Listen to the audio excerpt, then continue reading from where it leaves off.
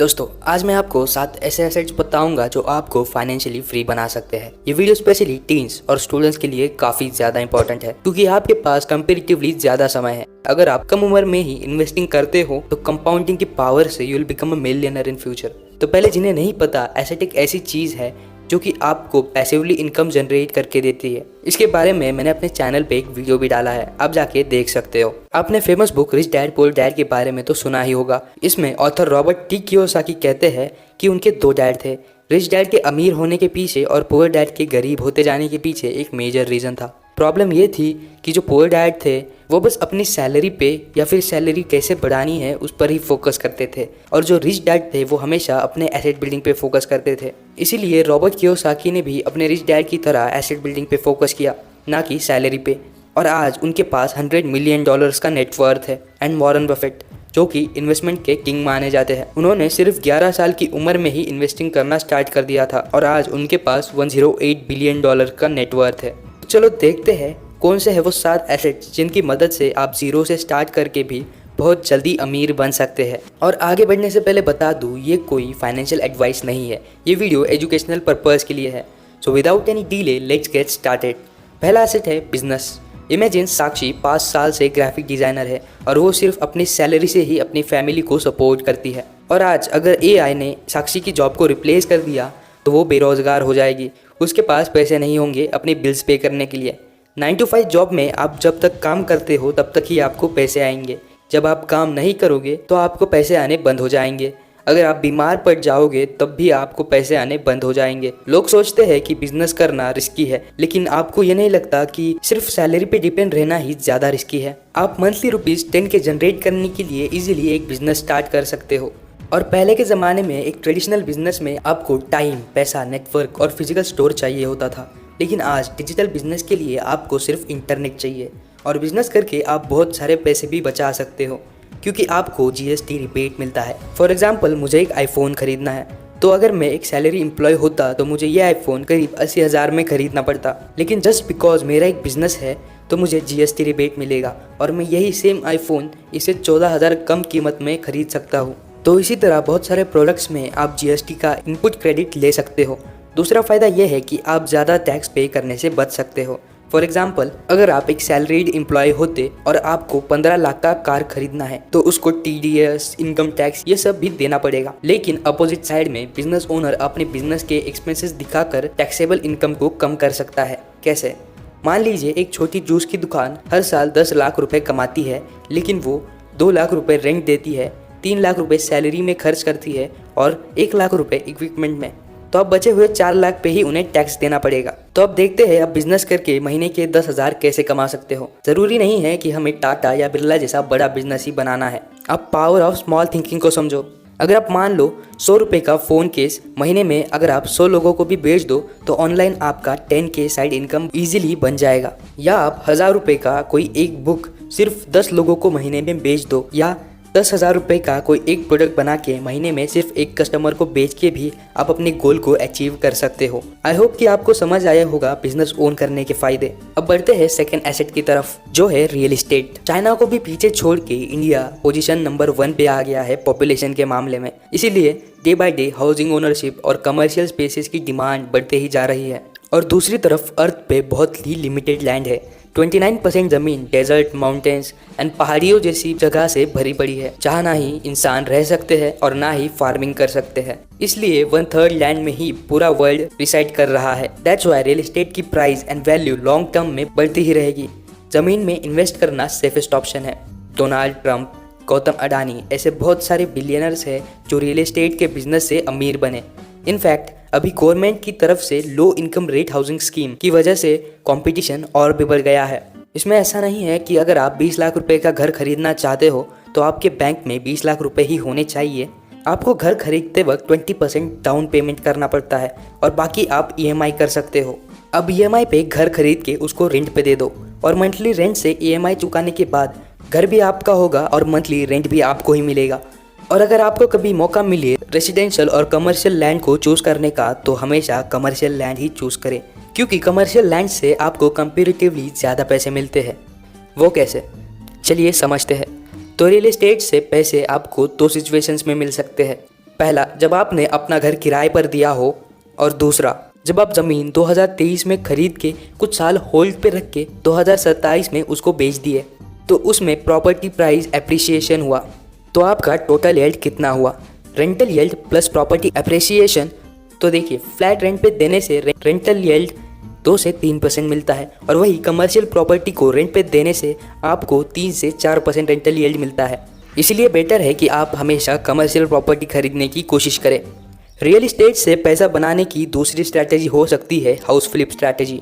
For example, mister Kapoor के गांव में एक घर था जिसको कोई नहीं खरीद रहा था क्योंकि उस घर की हालत खराब थी और पास में एक ओपन सीवेज भी था।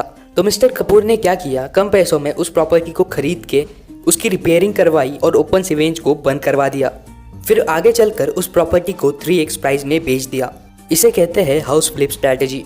लेकिन अगर आपको आपका पैसा 2 से 3 साल में ही चाहिए तो इसमें इन्वेस्ट ना करें, क्योंकि हो सकता है कि लॉन्ग टर्म के लिए आपकी प्रॉपर्टी बिके ही ना। तो अब चलिए देखते हैं कि आप रियल एस्टेट से 10K पर मंथ कैसे कमा सकते हो। फॉर एग्जाम्पल, आप 22 लाख का घर लिए तो इसमें आपको 10% पेनल्टी यील्ड मिल गया, प्लस 2 से 3% प्रॉपर्टी अप्रिसिएशन मिल गया, is equal to 6% profit per year. तो 22 लाख के घर में आपको 1,32,000 रिटर्न मिल गया पर ईयर। तो मंथली आपका 11,000 इनकम जनरेट हो गया। इसमें मेंटेनेंस कॉस्ट, टैक्स वगैरह भी लग जाएगा, लेकिन फिर भी आपको कुछ रेंटल प्रॉफिट तो मिल ही जाएगा। इसके बारे में अच्छे से रिसर्च करके आप रियल एस्टेट्स में अच्छे से इन्वेस्ट कर सकते हैं।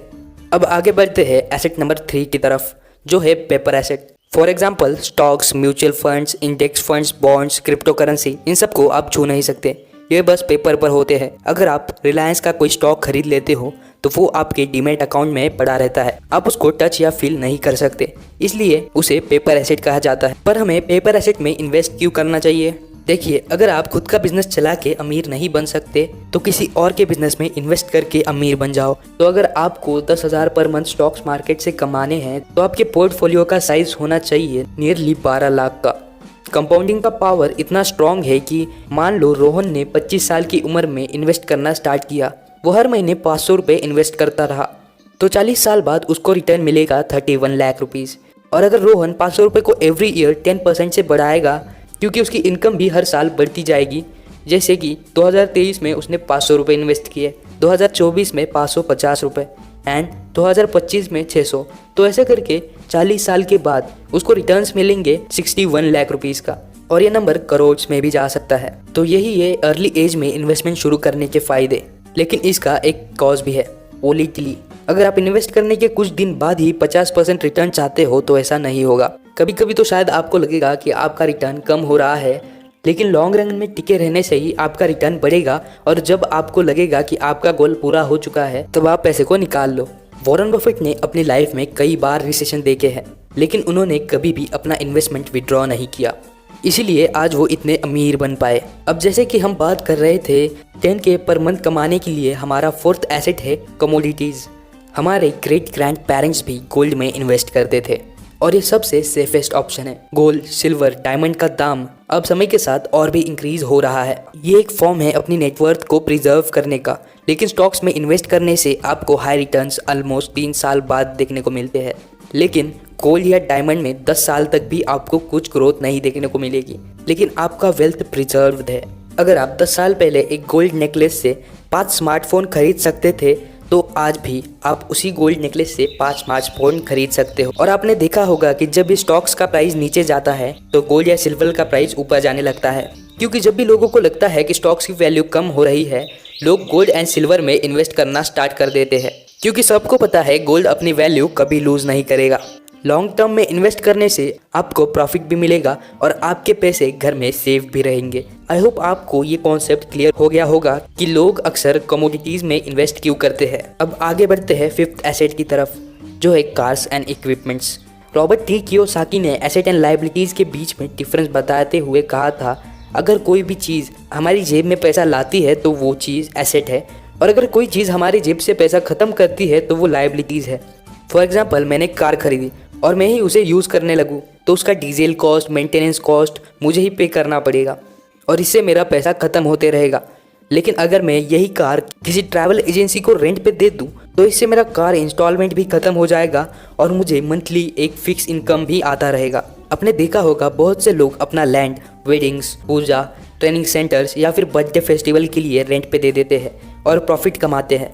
तो वैसे ही अगर आप एक इक्विपमेंट को खरीद रहे हो जिससे आपको रेवेन्यू जनरेट हो रहा है तो वो आपका एक अच्छा एसेट बन सकता है। अब आते हैं सिक्स्थ एसेट की तरफ, जो है क्रिएट योर ओन कंटेंट। पहले के ज़माने में प्राइवेट ट्यूटरिंग के लिए भी लोगों के घर घर जाके पढ़ाना पड़ता था। 2 घंटे में मैक्सिमम एक या जितने क्लासरूम में फिट हो सके, या मान लो मैक्सिमम। आज आप एक वीडियो बना के यूट्यूब पे डाल दो तो हर साल लाखों बच्चे देखेंगे। यूट्यूबर्स को 5 से 6 साल पुराने वीडियो से भी करंट डेट में रेवेन्यू मिलता है। लेकिन यूट्यूब चैनल में ग्रोथ हॉकी क्लब की तरह है। पहले आपको ग्रोथ बहुत स्लो होगा, फिर किसी वायरल कंटेंट के बाद एक्सपोनेंशियली हाई ग्रोथ होती है। लेकिन बहुत से लोगों में पेशेंस ही नहीं होता और वो अर्ली स्टेज में ही क्विट करके यूट्यूब पे वीडियो बनाना छोड़ देते हैं। लेकिन अब तो आप अदर प्लेटफॉर्म्स में भी ऑनलाइन कोर्सेज बना के सेल कर सकते हो। बहुत से प्लेटफॉर्म्स है like Skillshare, Udemy etcetera. And एक रिसर्च के हिसाब से इंडिया में एक यूडेमी इंस्ट्रक्टर मंथली 15 से 17 हज़ार तक अर्न करता है। अब आते हैं हमारे 7th एंड लास्ट एसेट की तरफ, जो है फ्रीलांसिंग। आपको वो इन डिमांडेड स्किल्स सीखना है जिसकी डिमांड आज मार्केट में बहुत हाई है, like video editing, app development, digital marketing and advance graphic designing. ये कुछ ऐसे टॉप मोस्ट डिमांडिंग स्किल्स है जो हर एक इंडस्ट्री में और कंटेंट क्रिएटर्स को चाहिए। अगर आप खुद का यूट्यूब चैनल ग्रो नहीं कर सकते तो आप किसी यूट्यूबर के लिए काम कर सकते हो। हर एक बिग यूट्यूबर को एक कोल्ड ईमेल भेजो, अपना सैंपल भेजो। अगर आप 100 लोगों को भेजते हो तो आई एम डैम श्योर आपको कम से कम 5 लोगों से रिप्लाई तो ज़रूर मिलेगा। स्किल डेवलपमेंट एक ऐसा एसेट है जो समय के साथ आपकी इनकम बढ़ाता है। चाहे कोई भी रिसेशन आ जाए या पैंडेमिक आ जाए, जिस बंदे के पास स्किल्स है वो एटलीस्ट घर बैठे 10,000 तो आराम से कमा सकता है। तो अगर आपको ये वीडियो ज़रा सी भी यूज़फुल लगी तो वीडियो को लाइक करिए और ऐसे यूज़फुल और नॉलेजेबल वीडियोस को ना मिस करने के लिए हमारे चैनल को सब्सक्राइब कीजिए। तो मिलते हैं अगली वीडियो में। आज के लिए बस इतना ही। Stay healthy, stay curious and तब तक के लिए बाय बाय।